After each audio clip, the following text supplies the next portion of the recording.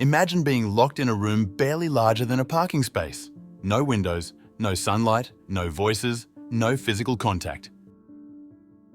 Just 4 grey walls, a steel door, and the slow ticking of your own thoughts. At first, it feels like a strange kind of quiet. But as the hours stretch into days, and the days blur into weeks, that quiet becomes unbearable. What begins as silence becomes a roar inside your head. What happens to your mind in such isolation? What happens to your body? The answers may disturb you far more than you think. We all seek solitude from time to time. Moments of peace, away from the chaos of daily life, can actually help us decompress. A quiet morning walk or an evening alone with your thoughts can be deeply healing. But there's a profound difference between choosing to be alone and being locked away with no choice at all. When isolation is forced and prolonged, it doesn't calm the mind, it fractures it. Within the first hours of solitary confinement, your brain starts sending distress signals. Your body reacts as if it's in danger. Cortisol and adrenaline flood your system. Your heartbeat speeds up, muscles tense, breathing becomes shallow. These are survival mechanisms useful in short bursts, but over time, they begin to eat away at you. As the days pass, the absence of social interaction becomes more than just uncomfortable. It becomes disorienting. Humans are wired for connection. We don't just enjoy social contact. We need it to make sense of reality. Every conversation, every glance, every shared smile acts as a stabilizer for our perception. Psychologists call this social reality testing. Without it, our internal compass begins to spin wildly. Alone with no external feedback, your sense of self starts to erode. You might begin questioning what's real. Your thoughts loop endlessly. Paranoia seeps in. Shadows seem to move. Sounds seem to whisper. You start to doubt even your own memories. And eventually, hallucinations aren't uncommon. Some see figures in the walls. Others hear voices calling their name. These are not signs of weakness. They're symptoms of the brain trying to fill in the blanks of a world with no input. Emotionally, solitary confinement strips away your defenses. Depression doesn't just visit, it moves in. You feel worthless, forgotten, invisible. Anxiety tightens its grip, with your mind racing at night and your chest aching during the day. Sleep becomes nearly impossible. Time becomes a blur. Without sunlight or routine, you lose all sense of day and night. Some prisoners report thinking they've been locked away for days, only to find out it's been hours. Others lose weeks in a haze of confusion. But what happens inside your brain is perhaps even more terrifying. The limbic system, responsible for fear and emotional responses, becomes hyperactive. It's like a smoke detector that never turns off, constantly blaring danger even when none exists. Meanwhile, your prefrontal cortex, the part responsible for logic, empathy, and moral reasoning, actually begins to shrink. Brain scans of those subjected to long-term solitary confinement reveal reduced grey matter in key regions. This damage doesn't just go away when the door finally opens. Cognitively, the effects are equally devastating. Your memory suffers, attention span shrinks, decision-making becomes erratic. Many individuals lose the ability to carry on normal conversations even after release. The mind, once a vibrant field of thought, becomes a foggy wasteland where focus and clarity are hard to find. The body doesn't escape unscathed either. Without movement, muscles weaken and coordination declines. Heart rates rise without reason. Blood pressure spikes. Gastrointestinal issues emerge. Appetite fades. Some people lose drastic amounts of weight. Others develop chronic pain syndromes. Every system in your body begins to falter under the weight of prolonged stress and stillness. Some prisoners try to resist. They do push-ups. They talk to themselves. They pace the floor in carefully measured steps to maintain a routine. They write poetry or scratch notes into the wall. But these acts of resistance are often all that stands between sanity and collapse, and they are rarely enough.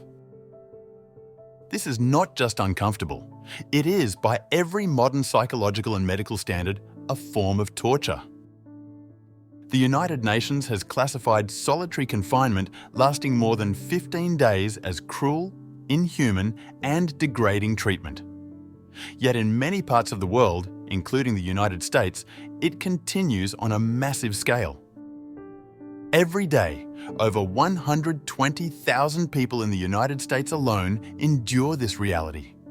Many are locked in cells just 6 by 9 feet, smaller than the average bathroom. Often, they're kept there for 22 to 24 hours a day, with no meaningful human contact, no conversation, no books, no programs, no therapy. Just a meal slid through a slot in the door and the echo of their own voice. This practice wasn't always seen as brutal. In fact, in the late 1700s, Quaker reformers believed isolation would lead to moral reflection. They saw it as a humane alternative to beatings or public hangings. It was meant to give prisoners time to repent, hence the word penitentiary. But even in its earliest days, the effects were alarming.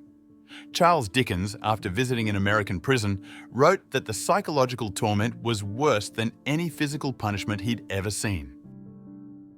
Despite these early warnings, solitary confinement returned with a vengeance in the 1980s. As mass incarceration surged, overcrowded prisons turned to isolation as a quick fix for control. Sometimes it's used for violent behaviour, but often prisoners end up in solitary for trivial offences, talking back to a guard, having too many books, or failing to obey arbitrary rules. The cruelest part? Many of those subjected to solitary already suffer from mental illness. Instead of treatment, they are thrown into a system that intensifies their symptoms. Imagine placing someone with schizophrenia into a soundless room, denying them therapy and expecting them to improve. It's like trying to extinguish a fire by pouring gasoline on it. Studies have shown that individuals who spend long periods in solitary are 3 times more likely to develop symptoms of PTSD. Even years after release, many struggle with severe anxiety, paranoia, emotional numbness, and social withdrawal. For some, even basic interactions, like going to a grocery store or answering a phone call, can trigger panic. They don't re-enter society. They return to a world they no longer recognize. In recent years, there have been attempts at reform. Some states have banned the use of solitary for children, pregnant women, and people with serious mental illnesses. Others have introduced 15-day limits in line with international guidelines, but these protections are often bypassed or ignored. Loopholes and vague definitions allow prison officials to continue the practice under different names. And here's the irony. Solitary confinement doesn't even achieve what it claims to. It doesn't reduce violence. It doesn't improve behaviour.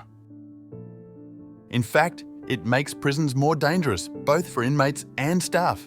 And when people are eventually released, they are often more traumatised, less stable, and far more likely to reoffend. Contrast this with places like Norway, where the approach is radically different. Norwegian prisons prioritise rehabilitation over punishment. Inmates have access to education, vocational training, and mental health services. Their cells resemble small apartments. Guards are trained in psychology and conflict resolution and often act more like counsellors than enforcers. The result? Norway has one of the lowest recidivism rates in the world.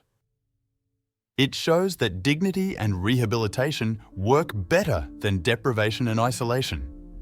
People change when you treat them like people, not when you cage them like animals. In the end, solitary confinement doesn't just punish. It destroys. It breaks the mind, poisons the body, and leaves scars that may never heal. We cannot claim to value justice while allowing this silent torture to persist behind prison walls. So the next time someone talks about crime, punishment, or prison reform, remember this. There are thousands of people living right now in invisible boxes, enduring conditions that would shatter any of us. They're not asking for luxury. They're asking to be seen, to be heard, to be treated like human beings. If this video opened your eyes to the hidden reality of solitary confinement, please hit that like button to help spread awareness. And don't forget to subscribe to our channel for more eye-opening documentaries that reveal the untold stories shaping our world today.